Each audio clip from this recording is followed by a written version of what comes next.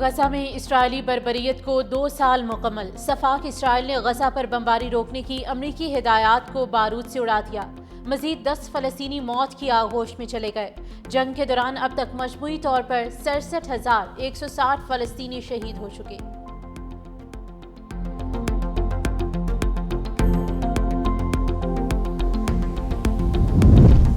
अमरीकी सदर Donald Trump ने सफाक नेतन्याहू के कान खींच दिए। दोनों के दरमियान फोन पर सख्त जुमलों का तबादला। अमरीकी अहदेदार ने इंकशाफ किया कि हमास की मंजूरी के बाद ट्रंप और नेतन्याहू में बातचीत हुई थी। अमरीकी सदर ने उसे एक मस्बत पेशरफ्त करार दिया। नेतन्याहू ने जवाब दिया कि इसका कोई मतलब नहीं, ना ही उसमें जश्न मनाने की कोई बात है। ट्रंप इस्राएली वजीर आजम के जवाब पर गुस्से में आ गए। कहा, मुझे नहीं मालूम तुम हमेशा इतने मनफी क्यों रहते हो, ये एक जीत है, इसे कबूल करो।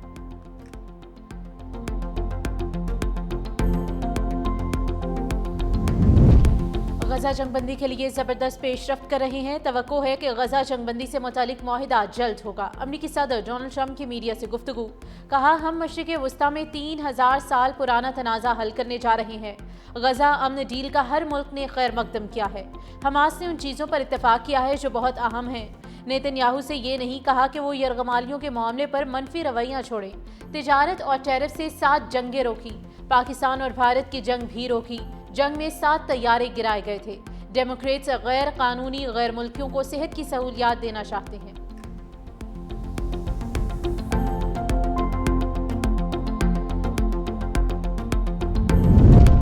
सफाक इसराइल के शिकंजे से निजात। ग्लोबल स्मूथ फ्लोटेला के मजीद 171 गिरफ्तार कारकुन मुल्क बदर। मारूफ माहौलियाती कारकुन ग्रेटा थनबर्ग भी रिहाई पाने वालों में शामिल। इसराइली वजारत खारजा के मुताबिक ये कारकुन अमरीका और मुख्तलिफ यूरोपीय ममालिक के शहरी हैं। तमाम गिरफ्तार कारकुनों को यूनान और स्लोवाकिया मुंतकिल कर दिया गया। पाकिस्तान के साबिक सेनेटर मुश्ताक अहमद की रिहाई के लिए कोशिशें जारी। तर्जुमान दफ्तर खारजा के मुताबिक उर्दन की मदद से चंद रोज में तमाम पाकिस्तानियों की वापसी का इम्कान है।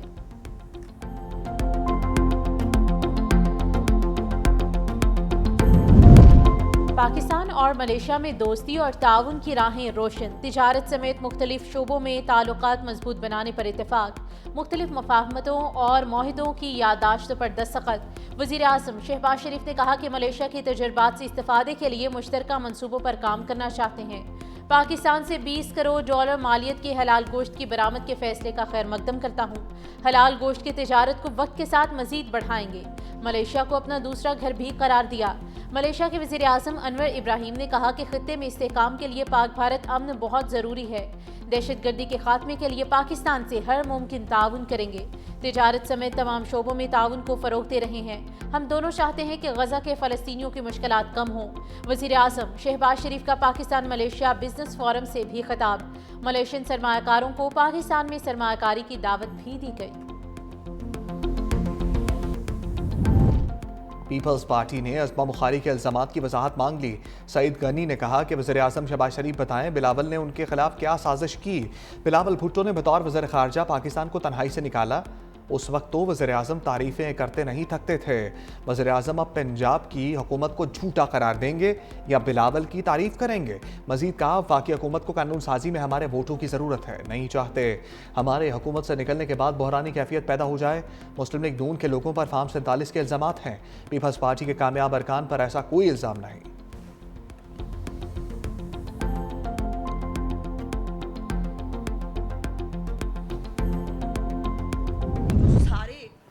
प्रेस कॉन्फ्रेंस से कर रहे हैं, इनसे आप सब भी जाते हैं, इनसे कभी पूछिएगा आपने सलाम मुतासरीन के लिए अभी तक क्या किया है।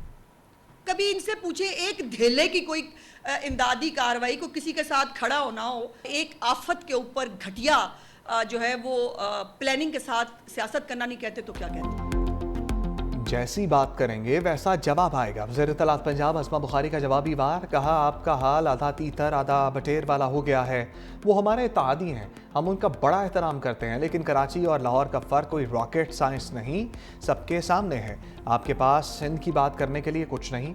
आपने सारी सियासत पंजाब के कंधे पर चढ़कर करनी है। आइए आपको बहावलपुर, मुल्तान, लोधरा, रहीम यार खान, DG खान दिखाऊं। आप मुझे कश्मीर लेकर चलिए, नवाब शाह, गड़ी खुदा बख्श ले चलिए कि आपने क्या किया है।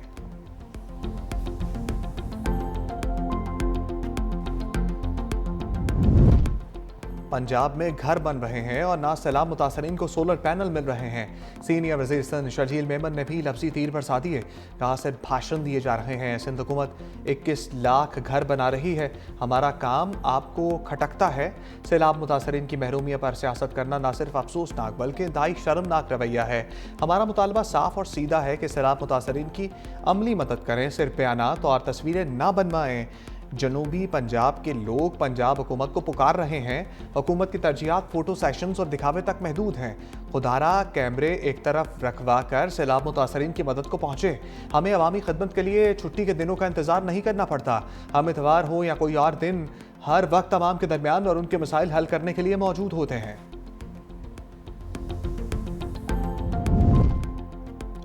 पीपल्स पार्टी पंजाब की क़यादत पंजाब हुकूमत पर सीख पा। पार्टी क़यादत के खिलाफ बात करने वालों को सख्त जवाब देने का ऐलान।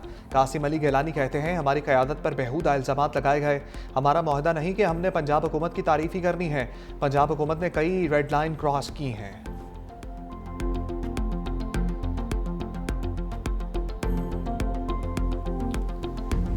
गजा का जंग से अमन की जानिब सफ़र। अमन मनसूबे पर मिस्र के सियाती शहर शर्म शेख में मुज़ाकरात का आगाज़। हमास, इसराइल, अमरीका और कतर के नुमाइंदे शरीक। इसराइली आर्मी चीफ की मुज़ाकरात के दौरान धमकियाँ। कहा अगर हमास से मुज़ाकरात नाकाम हुए तो गजा में लड़ाई दोबारा शुरू कर दी जाएगी।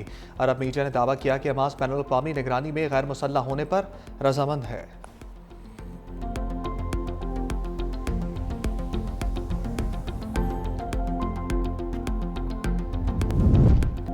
बानी पीटीआई के खिलाफ 9 मई GHQ हमला केस का जेल ट्रायल बहाल। पंजाब हुकूमत ने नोटिफिकेशन जारी कर दिया। ATC जज आज सुबह 10:30 बजे अडियाला जेल में केस की समाअत करेंगे। इस्तग़ासा के 3 गवाहों को तलब कर लिया गया। गवाहों में DSP मिर्जा जावेद, इंस्पेक्टर नाजिम शाह और याकूब शाह शामिल। पंजाब हुकूमत ने 15 सितंबर को जेल ट्रायल मुंतकिल करने का नोटिफिकेशन जारी किया था। जेल सुपरिटेंडेंट ने CP और रावलपिंडी को इजाफी सिक्योरिटी के लिए खत लिख दिया। कहा मुकदमे में 109 मुलजिम, 150 वकला पेश होंगे। फूल प्रूफ सिक्योरिटी के लिए जेल के अतराफ इजाफी नफरी तैनात की जाए।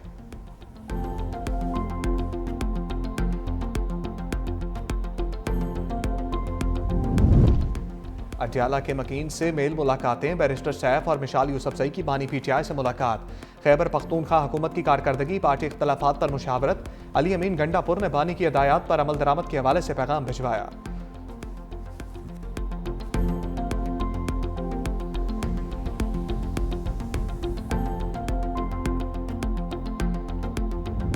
पार्लिमानी अखाड़े में नए अपोजिशन लीडर्स उतारने का फैसला। तहरीक इंसाफ की पार्लिमानी पार्टी का इजलास। कौमी असम्बली में महमूद खान अचकजई कायदे इस पर इख्तलाफ होंगे। सेनेट में अल्लामा नासिर अब्बास को अपोजिशन लीडर बनाने की मंजूरी।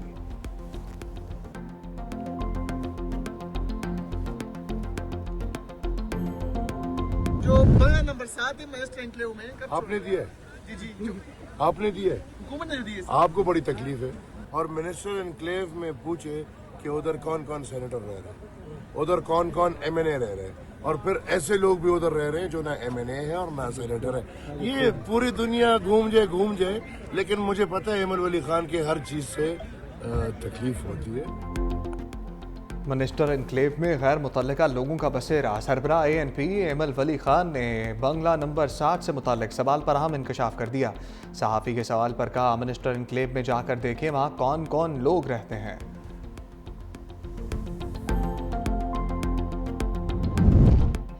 अफगानिस्तान के मसाइल पर मॉस्को में आज बैठक लगेगी। पाकिस्तान 7वीं मॉस्को फॉर्मेट इजलास में शरीक होगा। सफारती ज़राए के मुताबिक मॉस्को फॉर्मेट इजलास में मोहम्मद सादिक पाकिस्तान की नुमाइंदगी करेंगे। इजलास में अफगान अबूरी वज़ीर ख़ारजा मुल्ला अमीर मुत्तकी की शिरकत भी मुतवक्के है।